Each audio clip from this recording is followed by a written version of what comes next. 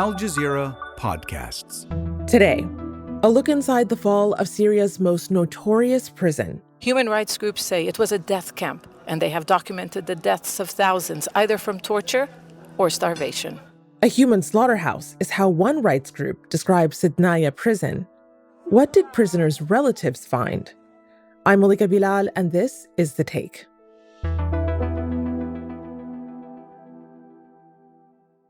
I think visiting the country and seeing this with your own eyes kind of really drives home. This is a place of true horror. My name is Justin Salhani. I'm a freelance journalist based in Beirut.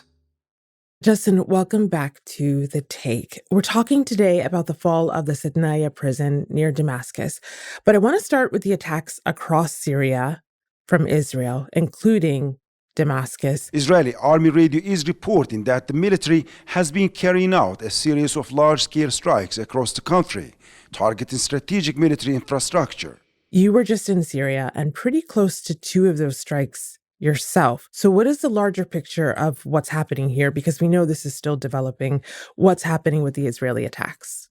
The Israelis have hit Syria across the country, in a number of different places, including Damascus, Tartus, near Sednaya, and in other places, at least around 250 attacks. They'd also taken out the remnants of the Syrian Navy. Israel claims that they're taking out, the remains of the Syrian army infrastructure as a means of defense, as a means of worrying about what comes next in the country post-Assad. There have been claims of targeting Iranian infrastructure in the country, though the Iranians have said, they put out a statement, essentially saying that they didn't have any of these military personnel still in the country, that they had been evacuated. You just returned to Lebanon from a reporting trip that took you to the infamous Sednaya prison just outside Damascus. It's been called both a human slaughterhouse and a death camp by human rights groups, and was reported to have held between 10 and 20,000 detainees. What was that like? I mean, it was really a sight to behold.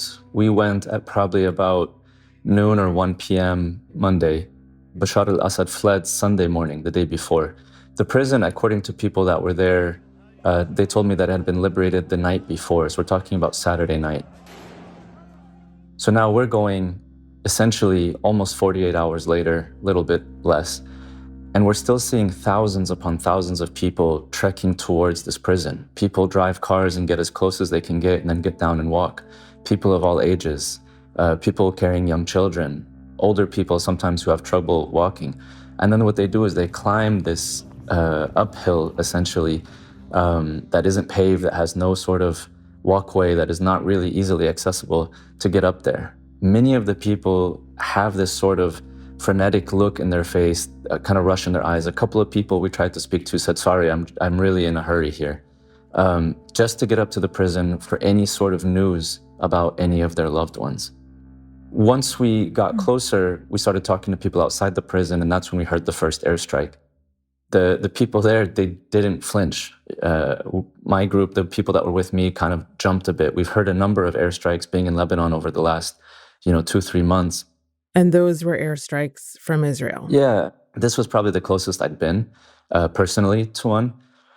That being said, though, we decided still to carry on into the prison and try to talk to people inside, see what was happening, take some videos. To me, this was a reminder that this regime, despite having been incredibly cruel, was also creative in their cruelty. And this led a number of people to try, on the one hand, not give up any sort of hope, trying to find their loved ones. And I want to really emphasize this. There were thousands and thousands of people, a nonstop stream of people walking up. And even as we left, a little over an hour and a half later, there were still streams of people coming up that people would stop us on the way up and say, excuse me, is there anybody up there? Are there any people, are there any prisoners still up there?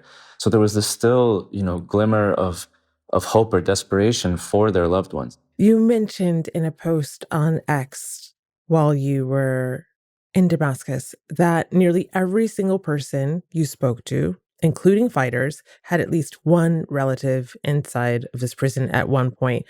And one of the people that you spoke with was named Wafa. He is a fighter, and he told you that he had been looking for someone there too. Tell me about Wafa. Yeah, we came across Wa'il actually on the way out. He was sitting along the road that we took to get up to the place, and he was just sitting with a big, I think it was a Belgian rifle. He said they call it the NATO. And he was sitting there and looking quite photogenic. So a photographer that I was with asked to stop and take a photo of him, and he obliged, striking this pose, like kind of crouching down on a little mound on the side of the road. He told me he's from Zabadani. He's part of HTS, the group that was one of the main opposition groups that led to the eventual liberation of Aleppo, Hama, Homs, and then Damascus. And while we were talking to him, the second of the airstrikes that we had heard came by. It was, a thing that kind of shook the people around us. Wa'il told me that he had been one of the guys to liberate the prison that had arrived there on the first night that they had moved into the city before Assad had officially fled.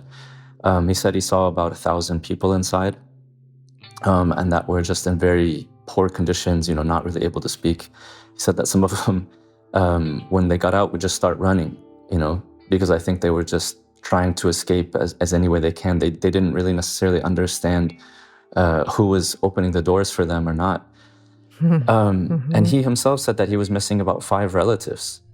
And I should say that, while we were walking up to the place, there were many fighters, many people carrying guns. A few were directing traffic, but many were heading up to the prison themselves looking for people. On the way out, we also stopped a couple of fighters who told us that they had people inside as well, or they thought they had people inside as well that they didn't find. So they were mixed into the general population of people moving up and trying to find loved ones that have been missing for, years and years. There were rumors that there were deeper floors underground, and so people were inside trying to break down the floors to get to lower levels. At one point we were inside, we heard a loud bang, kind of a bust of a wall. We heard people screaming. People started running towards this part of the prison excitedly, and then slowly people started to kind of turn away dejected. So I think it was a bit of a false hope. But again, this is just to emphasize the level of cruelty that was enacted on these people. Another scene was papers scattered everywhere. People were flipping through written ledgers. At one point, a man came over and asked, "What year is this?" And they responded, "This is from 1993. Some people had been disappeared for decades. And I think so many of these people's hopes have just been shattered in the last days. So with the joy of so many having been have this regime disposed of, there is also an immense sorrow right now going through much of the Syrian population. Justin, we heard from the White Helmets, famous for trying to save the lives of so many Syrians during the Civil War. They were also trying to search for people at Sednaya. Ammar Alselmo is one of them, and he spoke to The Take. I was there. It was so scary. The building, the assault room where dead detainees put in to preserve them, everything was scary. You cannot visit that place without nightmares, without crying. So we received a call, and there was a lot of rumor talking about more basement, more cellar, more building underground that contain prisoners. And they talk about it's so dangerous, we should respond immediately. We sent 5 teams to the Sednaya prisoner, to Sednaya prison, and those teams search and try to reach to every corner. Sometimes dig into the walls, but nothing was found. We think either the sound of the thousands of prisoners or detainees have been taken or have been killed. So I want to pause for a bit on something you said earlier about the reports of there being layer upon layer of this prison and then that not being accurate, because social media has been awash with posts from people who talked about undiscovered parts of the prison, hidden levels. Can you help us break down why you think reports like that proliferated and then what you actually saw? Yeah, I mean, I want to start off and say that I don't have any extra special information on this. There are still rumors going around of secret prisons being found around the city. I'm not sure about the truth to those rumors.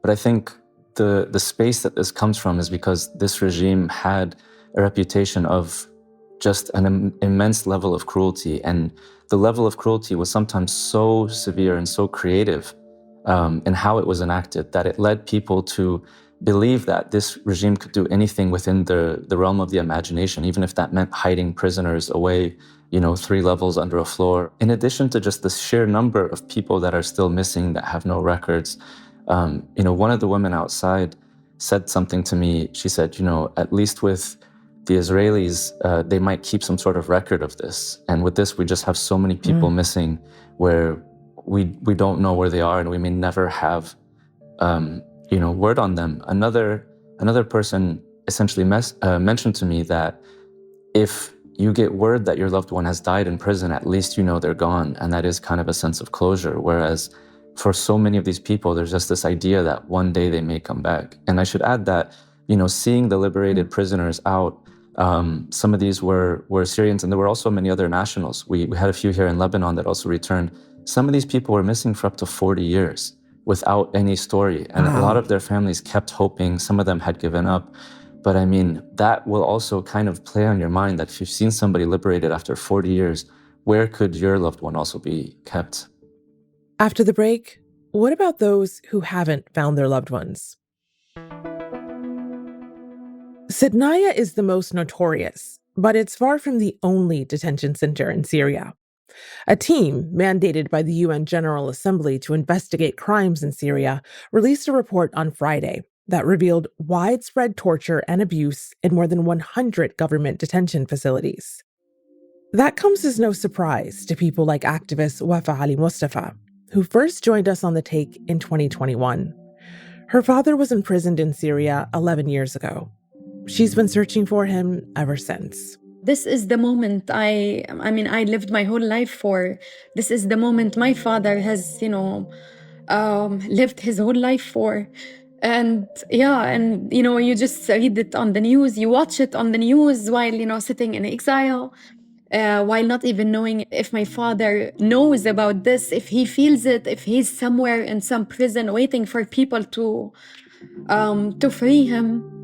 And the only thing that I've been thinking about is how to go back to Syria and search for my father. I read the testimonies of, the heartbreaking testimonies of the released detainees.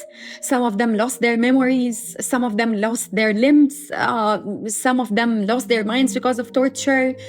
And I'm just, looking for my father's name or face everywhere.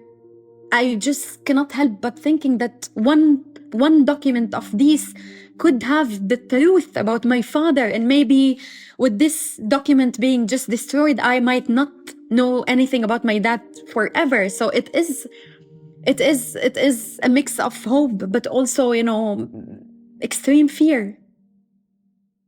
Justin, I wonder what we know about the status of other prisons and prisoners across Syria. There have been a number of other prisons that have been liberated. It seems like this is a common thing that's happened across major big cities and other areas where these prisons were liberated. They talked about, the horrors they had gone through.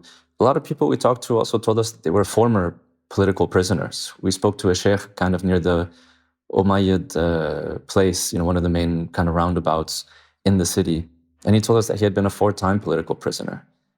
Even in Lebanon, I'd met people who told me that they'd been thrown in jail for couple of months for nothing, for maybe being suspected of something, or maybe knowing somebody who had done something or suspected of doing something. So this is something that has been widespread across Syrian society. It wasn't a case necessarily of a particular denomination or a particular person that could get in trouble for this. It was more or less anybody that fell on the wrong side of the wrong person at the wrong time could have found themselves in prison. Yeah. There is so much happening so quickly. As someone who is covering this, what do you think we can expect for Syria in the days ahead? This is the big question. It's a tough one. These discussions are going on quite a bit. People I spoke to showed immense joy, but also a bit of trepidation. Not universally, but there were people who expressed fear a bit. They've been through so much, and they hope for a bit of security and stability. I think it's important to say that there are a lot of Syrians, especially, not exclusively, but definitely in the diaspora, who have built institutions and tried to build a number of institutions related to things like justice and memory and other important issues over these years, so that when this day came, they would be ready to hit the ground running. Hopefully those things will be put into place soon. But at the same time, there are still concerns about, what can come. The Syrian people have lived through 13 years of very difficult circumstances. And even before that, even years before that, it wasn't exactly a paradise in every sense of the word in terms of the government ruling them. So I think there is a bit of trepidation about, the nature of the groups that did liberate the country, HTS and others, considering their history and background. Hayat Tahrir al-Sham, basically a group that split off from al-Qaeda in the recent years and have Islamist leanings. Since then, HTS, under the guise of Ahmed al-Shir'a, formerly known as Abu Muhammad al-Jolani, have made a lot of kind of public statements about how they want Syria to be respective of all religions and sects and denominations and creeds. Hopefully they stick to that. But a number of people in the country are, of course, worried considering their past leanings and at times their past actions. Of course, there's also international interference. Israel is attacking the country. There's a number of other states that have different stakes in the country as well. So you put all these things together and people are also looking at other examples from the region, including Libya, Iraq, etc., to see what can come out of a future Syrian state. Now is the moment of joy, but it's also the moment to turn towards what can come next and to hope for a bit of hard work and a bit of chance as well. And I think a lot of Syrians I talk to hope that there would be less foreign interference and hope that there would be this sort of accommodating state for them going forward into the future. Wafa's also worried about what will happen for Syria now, too. The moment people thought that they can finally, express their real political opinions, they can celebrate their freedom.